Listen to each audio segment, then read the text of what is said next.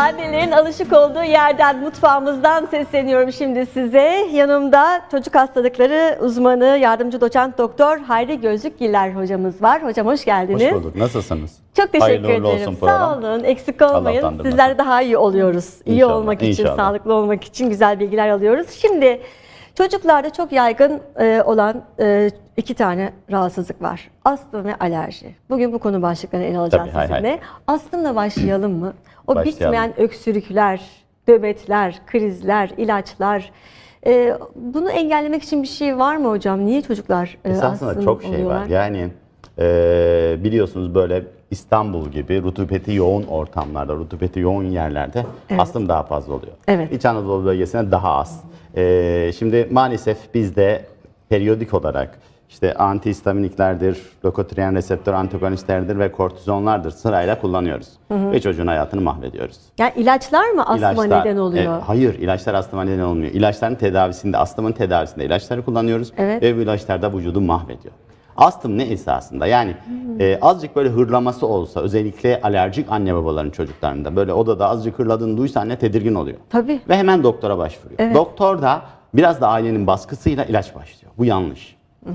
Çünkü ailede eğer annede astım varsa çocukta astım olma şansı %30. Babada astım varsa %40. İkisine beraber astım varsa %70. Bir de bunlar sigara içiyorsa biliyorsunuz artık Dünya Sağlık Örgütü de buna onay verdi. Anne sigara içiyorsa çocuk 4 sigara içiyor. Baba sigara içiyorsa aynı ortamda 2 sigara Evet, içiyor. artık şu sigara işine bir Şu son sigara işini verelim bitirelim. lütfen Evet. yani. Sürekli Anne, programlarda babalar, bunları tekrarlamayalım. kendiniz acımıyorsanız çocuklarınıza bari Şimdi acıyın yani. astım mı? Bu çocuğum astım mı? Olmuyor. Bir doktora gidiyor. Ondan sonra başka bir doktora gidiyor. Bu çocuğum astım mı? İlla ki ilaç başlıyorlar. Sonuç ne oluyor? Felaket. Özellikle kortizonlar. Mesela geçen sene Amerika'daki kongrede bir çocuk 5 yaşında ve 3 sene kortizon kullandığı için kalça kemiği erimişti ve platin takılmıştı. Bu ciddi bir sorun. Biz de esasında hani buradaki bu kadar anlatmamızın sebebi, bu kadar bahsetmemizin sebebi biz bunları bitkisel olarak çözebilir miyiz? Çözebilir miyiz Hayri hocam? Çözebiliriz tabii ki. Yani Peki ne yapalım? Nasıl mesela şimdi, bize? mesela dünyada bundan 50 yıl Şeyler önce ilaç önereceksiniz. yoktu. Evet. 50 yıldır çılgın bir ilaç tüketimi var. Esasında bunların hepsinin bir karşılığı var. Antihistaminik mi diyorsun? Bu tarif ettiklerimin hepsi İbn Sina'nın Kanun Fit El kitabından 1000 yıllık bir kitap. Yeni bir şey değil, söylemiyoruz. Mektub bin Nebevi'den. Olan bir şey Evet, söylüyoruz. Peki olsun. sevgili hocam, astım için hangi kürümüz? Hemen başlayalım. Astım için tarif ederim. Evet. Tamam. Bu ne? Kereviz. Kereviz değil işte. Bu turp. Ya, turp mu? Arkadaşlar turp soyulmuş. bulamamışlar maalesef. Tamam, Kusura bakmasınlar. peki. Bunu beyaz turp olarak kabul ediyoruz. Tamam. Bunun içine oyuyoruz. Artık ben de yapa yapa uzmanlık kazandım. Eliniz çok pratik hocam. Yemek falan da evde herhalde. Evet, çok Artık programlarda başlamışsınızdır böyle yapa yapıyoruz. yapa. Evet, astım için kür tarifi alıyoruz Hayri hocamdan hanımlar, Ben bu arada anneler. anlatmaya devam edeyim. Evet, turbun içi oyuluyor şu anda. Antihistaminik, evet. Antihistaminik'in karşılığı nedir? Bitkisel karşılığı Nedir? deniz börülcesi. Öyle mi? Tabii. Peki lokotriyen reseptör antagonistleri dediğimiz bu tablet veya toz şeklinde kullanılan ilaçların karşılığı nedir? Nedir hocam? Deniz kadayıfı. Bu da kortizonun karşılığı. Asla şunu şey yapmıyoruz. Ya bunları kullanın, hiçbir ilaçta kullanmayın, iyileşir demiyoruz. Bu çift kanatlı bir kuştur. Bir yanı tıptır, bir yanı alternatif tıp veya son dönemdeki tabiriyle tamamlayıcı tıptır. Evet. Bunu oyduktan sonra Turbun içini güzelce oyduk. 2 tatlı kaşığı pekmez katıyoruz. Bu Pekmez. pekmezimiz ne pekmezi? Ay, annem beni bununla büyüttü. Pekmez de çok şifalı değil mi? Nedir pekmezimiz? Dut değil. Değil mi? Bizim şeyimiz keçi boynuzu pekmez. Keçi boynuzu mu? Ha. Evet. Balımız ne? Balımız çiçek balı. Hayır, kestane balı. Kestane. Hadi bakalım. Hocam sorduğunuz Bulmacaya soruların döndü. hiçbirine doğru yanıt veremedim ama en azından bu doğruları 2 tatlı sizinle birlikte kaşığı da öğreniyoruz. Kestane balımızı kattık mı? Evet. Ondan sonra Keçi boynuzu pekmezi, Evet. kestane balı. yardım Hocam eder altını misiniz çizdi. lütfen Edeyim. bana? Azıcık hurma doğruyoruz. Doğrayalım hocam. Tamam. Bu büyüklük iyi midir? Evet. Aynı zamanda Mutfakta tabii da ki biz çocuk muhteşemimdir. doktoru olduğumuz için çocuklar için tarif ediyoruz. Koah var ya, koah hastalığı. Var mı etrafınızda koah? O da astımın daha da ileri boyutu O değil artık mi? iflah olmaz İflah tabii. olmaz bir Bunu durum kullanabilir, ama yetişkinler de kullanabilir. Öyle mi? Çok az. koa hastaları da bizi çok dikkatli takip etsinler lütfen. Evet. Ve birkaç tane çörek otu. Ne kattık? Bir daha tekrarlayalım. Lütfen. Bir kere Keçi turp boynuzu var pekmezi, elimizde. Turbu beyaz turpumuzu oyduk. oyduk. Keçi boynuzu pekmezimizi kattık. Kestane balımızı kattık. Çok az hurma doğradık. Çörek otu kattık. koyduk. Evet. İçine. 2 tane de yaban mersini katıyoruz. Bir diş de sarımsak. Sarımsağı isterseniz eliniz kokmasın. Verin ben Çok yapayım. zarifsiniz. Teşekkür ederim. Şimdi hocam sarımsakla savaşırken ben size ne yaptığımızı bir kez daha sıralamak istiyorum. Yazanlar varmış. Sakin olun, hiç panik yapmayın. Hepsini tek tek tekrar edeceğiz. Normalde Zahide Hanım da hepsini Zahide Hanım yaptırıyorum. Ha. Öyle mi? Tabii. Sevgili öpüyorum meslektaşımı, canım arkadaşım. Şimdi turp oydu hocam. Neler koydu içine? Keçi boynuzu pekmezi koydu. Keçi boynuzu pekmezi efendim koyduk. Arkasından kestane balı. Yani herhangi bir pekmez ya da herhangi bir bal olmuyormuş. O yüzden altını çizdik bunun. Evet. Hurma biraz, Ve sarımsağımızı da kat. sarımsak, çörek otu ve yaban mersini. Tamam. Ne yapıyoruz bunu? Bir Ne folyoya yapıyoruz? sarıyoruz. Tamam Bir hocam. kapatıyoruz ve dolapta 6 saat bekletiyoruz. Hemen saralım. Hemen kendimizi burada. saralım. Ben bu arada bir ıslak Evet. mendil varsa elimi sileyim. Tabii. Islak mendil rica edelim. Şurası. Şimdi Tamam. folyomuza yaptığımız karışımı Sarıyoruz. sarıyoruz. Dolabımıza koyuyoruz. Güzelce. 6 saat sardık. bekletiyoruz. 6 saat geçtiğini düşünelim. Tekrar açalım onu. Tamam. Bunu dolabımıza koyuyoruz. Işık Koyalım. görmeyecek. Bunun esprisi ışık görmeyecek. Işık görmeyecek ki reaksiyonları olacak. Tam 6 saat geçtiğini düşünelim. Tekrar alalım Esra Hanım. Bekledik, 6 saat geçti. 6 saat tam geçti. Alalım tekrar. Unuttuk. Daha fazla geçti. Sakıncası Problem yok yok. değil mi? Ama 6 Yeter saati ki mutlaka az olmasın. dolduracağız. Tamam. 6 saat geçti. Zaman göz açıp kapayıncaya kadar hızlı geçiyor. Ve karışımımızı aldık. Açıyoruz. Evet. Ve altını deliyoruz. Bir tabak var burada. Evet. Altını delip tabağımızı buraya boşaltıyoruz.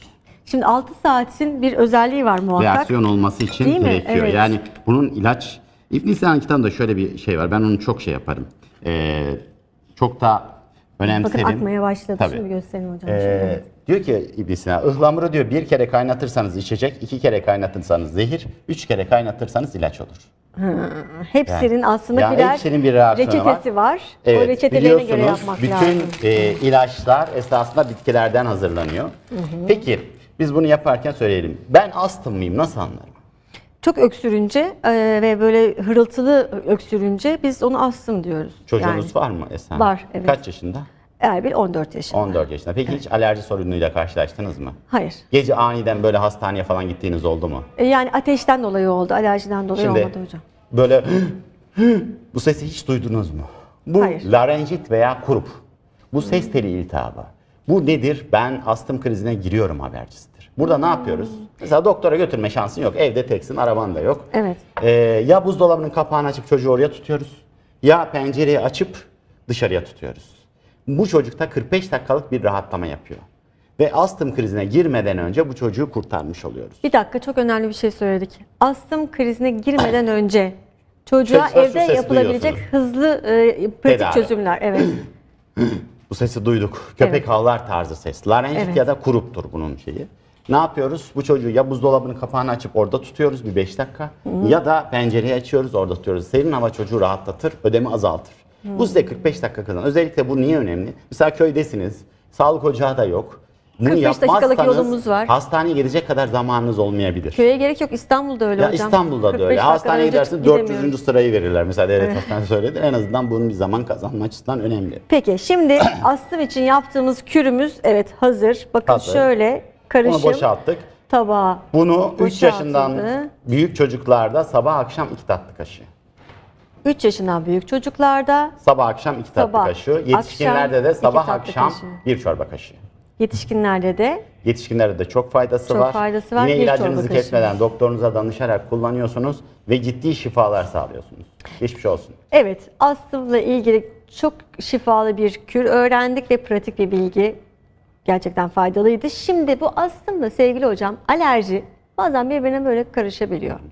Nasıl anlayacağız? Şimdi İkisinin nasıl bir ayırt defa edeceğiz biz birbirinden? 4 yaşına kadar kimseye astım demiyoruz. Alerjik bronşit tanısı koyuyoruz. Neden? 4 yaşına kadar olan hastalıklar kendiliğinden iyileşebilir. Çünkü immünitenin oluşmasıyla, yani vücudun savunma sisteminin oluşmasıyla 5-6 yaş gibi bunlar iyileşiyorlar. %80'i iyileşiyor. Geri kalan %20'si de kronik astıma gidiyor. Unutmayın, astım kronik bir olaydır ve ömür boyu devam edebilir. Eğer bunu iyileştirmek istiyorsanız ilaç kullanması, bitkisel fitoterapiler ya da aşı tedavileri, bunlar alternatif olarak hepsi değerlendirilebilir. Fakat unutmayın, bir astımda eğer çocuğunuza dikkat etmezseniz kendi ellerinizle çocuğu felakete sürükleyebilirsiniz. Hem ilaç yönünden hem astımın kendisi yönünden. Şimdi polenler çok fazlalaştı. Etrafta çiçek tozları uçuşup duruyor. Hapşuranlar, öksürenler, hani alerjinin de tam mevsimi aslında, öyle değil mi? Evet. Alerjisi olan çocuklara anneler ne yapabilirler? Sizin bir kürünüz daha mı var? Anlatacağım, ben onu da anlatırım. Şimdi bakın, alerji çocuğun hırlamasıyla ortaya konulacak bir şey değil. Yani çocuk sadece hırlıyor diye takılmayın ona. Ona ilaç kullanmanız gerekmiyor. Doktora götürün, eğer doktor dedi ki ya bunda çok ciddi bir şey yok dediyse takip edin. 1 yaş, 2 yaşa kadar bu tip hırlamalar vardır. Ama çocuğunuz senede 3'ten fazla bu şekilde hastaneye gitmek zorunda kalıyorsa, buhar tedavisine ihtiyaç duyuyorsa astım yönünden değerlendirmelidir. Hastanelerde ben evet buhar alan çok çocuk görüyorum. İnanamazsınız. Yani sıra bekleyenler. İşte çok fazla alerjik çocuk Oraya var. gidenler, Biz evet. nasıl anlarız peki? Nasıl anlarız Çocuğumuzun hocam? gözünden yaş geliyor mu? Özellikle güneşe çıktığı zaman, özellikle açık tenli ve gözleri renkli olan insanlarda daha fazladır alerji sorunu. Onların kronik problemidir zaten. Bir de burun epiteli. Burun epiteline bakıyorsunuz iç tarafta. Burun epiteli kırmızı gözüküyor mu? Yani iç taraf, duvarı, iç duvarı. Kırmızı gözüküyor mu ve şiş gözüküyor mu? Eğer kırmızı ve şiş gözüküyorsa bu alerjinin şeyidir. Belirtisidir. Yine ayak dolaşım ve uç dolaşımlarında mesela parmağımıza bastıralım. İsterseniz sizin parmakla Buyurun hocam, gösterelim. tabii ki. Parmağımıza bastırıyoruz. Evet. 30 saniye bekledikten sonra çekiyoruz. Eğer dolaşım hızla dolmadıysa bu sizin alerjik olduğunuz konusunda bize kanaat oluşturur. Yani bunların hepsi esasında annenin önemseyip çocuktaki hastalıkları ortaya koyabileceği şekildir. Yine hakeza elinizin içinden birçok hastalığınızı teşhis edebilirsiniz. Mesela gözlerinizin dibi, bu kısım, dokunabilir miyim? Tabii. Mesela soluk ki sizde var, kansızlık var demek. Yine Eyvah. gözlerinizin beyazı mavi gözüküyorsa bu D vitamini eksikliği demektir. Alın çizgileriniz çok şey yapar. Eğer alın çizgileriniz çökük ve hepse bu selenyum eksikliği nedir? Niyedir? Kerevizi yemediğiniz içindir bu. Kerevizi çok Hadi tüketir aldığımızı misiniz? kereviz yiyip çizgilerimizi B12 eksikliğidir. Yine elinizi açtığınızda eğer çizgileriniz eğer soluksa bu hayat çizgisi deniyor Evet hocam, biliyorsunuz. evet. Bu kansızlık olduğunu gösterir. Yine el ayalarınızın uç kısımları selenyum eksikliği, B1 vitamini eksikliği ve B6 biyotin denilen vitaminlerin eksikliğine delalettir. Yine tırnak üzerinde ince çizgilenmeler varsa bu kalsiyum ya da demir eksikliğinin en önemli göstergeleridir. Şimdi tamam, bir daha başlayalım. Bunlar çok güzel bilgiler. Hani kendi doktorumuz olacağız artık evde Hayri hocamdan sonra. Bakıyorsunuz gözünüze şöyle açıp da neydi açık hocam, bir gözünüzde. daha söyler misiniz? Buradaki konjüktividalar denen şu alt kısım soluksa siz kansızlık hastalığısınız. Alt kısım Esasında soluksa daha önemli bir bulgu vereyim. Hem burası soluk hem burası çökükse Akdeniz anemisi olabilirsiniz. Bak neler. Gözlerde mavi beyaz kısımlar var ya, mesela Evet. sizde mavi. Evet. O kısımlar D vitamini eksikliğini gösterir. D vitaminine baktırmanızı tavsiye ederim. Güneşe çıkacağız Yine bol bol. Yine ağız içindeki yaralar bazen çok ciddi löseminin habercisi olabilir. Bu önemli. Ateş ve ağız içinde geçmeyen yaralar varsa mutlaka doktora gitmeniz Alın gerekir. çizgisi neydi hocam? İnce alın çizgileri, çökük alın çizgileri selenyum ve B12 vitamin eksikliğidir. Ya bu ne demektir? Kerevizi, brokoliyi çok fazla tüketmiyorsunuz, balığı çok fazla tüketmiyorsunuz demek. Alında çizgileriniz var ise Biliyorsunuz alın çizgilerini artık Selenyum. hayat bile okunuyor. selenyum eksikliğiniz Evet. var. Kereviz yiyoruz. Selenyum biliyorsunuz şu dönemde çok moda. Evet. Kereviz, bir şey daha yiyorduk. Kereviz ve brokoli. Brokoli yiyoruz. Evet. Soframıza Yine eksik el getiriyoruz. ayağımıza bakıyoruz. Bir de ona- El ayağımızda Evet. burada solukluk var ise bu demir eksikliğidir. Yine el ayalarımız dediğimiz şu kısımlarda sarılık varsa veya çöküklük varsa B1 vitamini, B5 biyotin vitamini ve demir eksikliğine delalettir yine Ne bunlar. yiyeceğiz o zaman? Et tüketiminiz azdır. tüketimimiz Yeşil yapraklı sebzeler, ıspanak, pazı, dereotu tüketiminiz azdır. Biz de çok Onları eleştirdik. fazlalaştırıyorum. Bir de burun Evet, etleri çok bütün önemli. beslenme düzenim ortaya çıktı. Evet. Peki sevgili hocam, çok güzel başladık. Devam ediyoruz. Diyelim ki alerjimiz var. Ne yapalım evde, mutfağımızda buna hani bir kürünüz vardır muhakkak diye düşünerek. Şimdi buraya şeyi koymamışlar. Bizim alerji. Mesela burnunuz hiç açılmıyor. Gece boyu tıkalısınız. O kadar büyük sorun ki. O kadar büyük sorun. Anlatamam size. Ve kortizonlu spreyler kullanmanız gerekiyor. Hayır, onları bunu kullanmayın. çok fazla kullandığımız zaman dert. Bunu kullanmayın. Tıbbı nebeviden bir tarif bu. Peygamber Efendimizin bir tarifi. Udi Hindotu var. Bilir misiniz Udi Hindotunu? Tahta şeklinde. Udi Hindotunu 20 dakika, yani bir 2 tahta kadar Udi Hindotunu 20 dakika suyun içerisinde kaynatıyorsunuz. Udi Hindotu. Hindi otu. Udi hindi otu. Evet. Hatta İnternetten yazın ve Udi hindi otu için denir ki ölüm hariç her derde devadır. Allah Allah. Tabii. Bir tane kanserli bir hasta vardı. Burnu hiç açılmıyordu. Bana yazmış Face'ten. Hocam işte böyle ben açtım. Udi hindi otuyla adam 3 gün sonra teşekkür etti bana. Ay, maşallah. Udi hindi otunu kaynatıyorsunuz. 20 dakika demliyorsunuz. Sonra o kullandığınız burun spreylerinin sadece kutusunu kullanacağız. Hangisi olursa. Onu boşaltıyorsunuz. İçine Udi hindi otu döküyorsunuz. Eskiden MP yaparlardı. Evet, Burnu açmak için. O işte o Udi hindi otudur. Peki o sıvıyı sonra burnumuza mı Burnuna damlatacağız? sprey şeklinde sıkıyorsun. Sabah akşam normal sprey gibi hiçbir zararı yok. Uzun dönem kullanabilirsin. Burun epitelini yok etmez. Çocuklarda faydası var mı? Çocuklarda da faydası var. Özellikle. Çocuklarda bizim en büyük yaptığımız yanlışlardan bir tanesi de burun spreyi kullanmak biliyorsunuz ve burnu temizlemeye çalışmak. Burun epitelini yok ediyorsunuz. Ve o çocuk ileride ister istemez astım oluyor, bronşit oluyor. Onlara çok dikkat etmek lazım. Gerçekten çocukların sağlığı açısından bazı şeyler çok önemli. Annelerin bazen pimpirikliği. En önemli şey annelik ve babalıkta kural çocuğa öncelikle zarar vermemektir. Faydalı olmayı bırakın, zarar vermeyin bari diyorsunuz. O kadar durup gelecek facia ama. ama. Özellikle şeye çok kızıyorum. Yani sürekli bunu temizleyen anne babalara çok kızıyorum. Temizlemeyin ya, günde bir yeterli. Daha fazla temizlerseniz burun epitelini yok ediyorsunuz. Ve o gelen işte polenleri kim tutacak burun epitelini yok ettiğiniz zaman? Burnun silyalarını. Tutacak bir şey kalmıyor. Evet, biz de sürekli hadi lavaboya git bakalım, bir temizlik yap, bir rahatla falan deriz. Demek ki böyle oluyor. Peki böyle bazı şeyler var. Naneli, kokulu. Onları böyle sürüyoruz burnumuza açılsın diye. Onların hepsinin kökeni okaliptüs yağıdır. Okaliptüs yağı. Bunda da çok önemli bir şeye değindiniz. Bunları çok yakına sürerseniz burnunuzun etrafına bu sefer tıkanırsınız ve krize girersiniz. Öyle mi? Biz açmak isterken bunları hasta kullanacağınız zaman nasıl kullanacaksınız? İşte bir sürü piyasası. Ya çorabına süreceksiniz çocuğun. Cilde de sürülmez bu. Cildi çok uzak bir bölge değil mi hocam? Hiç fark etmez, onu şey yapar. Ya yatağının diğer ucuna damlatacaksınız. Okaliptüs yağı, nane yağı. Bu ikisi çok önemli. Yıllardır kullanılan şey. Bir tüyo daha vereyim. Lütfen. Menekşe yağı, biliyorsunuz yıllar boyu menekşe yağı depresyonda kullanılmış bir yağdır. Gece odanıza dökersiniz veya çaydanlığın içine dökersiniz. Gece sizi hem rahatlatır, hem uyutur, hem rahat uyutur. Yıllarca depresyon, yani çocuğunuzda da öyle böyle uykusuzluk problemi varsa, gece uyumuyorsa bunu deneyin. Çok faydasını görürsünüz. Ve lavantada. Lavanta. Evet, bunlardan bir tanesi de lavanta. Nane yağı, okaliptüs, lavanta, bir de menekşe yağı. Evet, bugün çok önemli şeyler öğrendik yine Hayri Hocam'dan. Sağ olsun, döktürdü. Estağfurullah. Yaptığımız kürü hemencecik bir daha tekrarlayalım. Programın sonuna, bölümün sonuna gelirken turpu alıyoruz. Kestane balımız var. İçine oyduktan sonra 2 tatlı kaşığı kestane balı, 2 tatlı kaşığı keçi boynuzu pekmezi, azıcık hurma, 8 tane 10 tane çörek otu, 2 tane yaban mersini, 1 diş sarımsak. Karıştırdıktan sonra 6 saat kadar dolapta bekletiyoruz. Dolaba koyduk, 6 saat beklettik ki içine bir hemhal olsunlar, iç içe geçsinler kimyasal açıdan. Sonrasında da sabah akşam 2 tatlı kaşığı yediriyoruz. Altını deldiğimizde hocamın kürü böyle bir tabak içinde gördüğünüz gibi sabah akşam ikişer tatlı kaşığı yiyorlar. Yetişkinler çorba kaşığı yiyebiliyorlar. Evet, bu güzeldi. Bir de onların da bir üstünden geçelim. Alında çizgiler varsa selenyum eksikliğiniz var. B12 eksikliğiniz var. Gözde solukluk varsa kansızlığınız var ve D vitamini eksikliğiniz var. Sikleralar mavi ise. Beyaz olan kısımlar mavi ise. Onun dışında elde eğer solukluk varsa demir eksikliği, B1 vitamin eksikliği, selenyum eksikliği ve B5 vitamin. Sarıysa.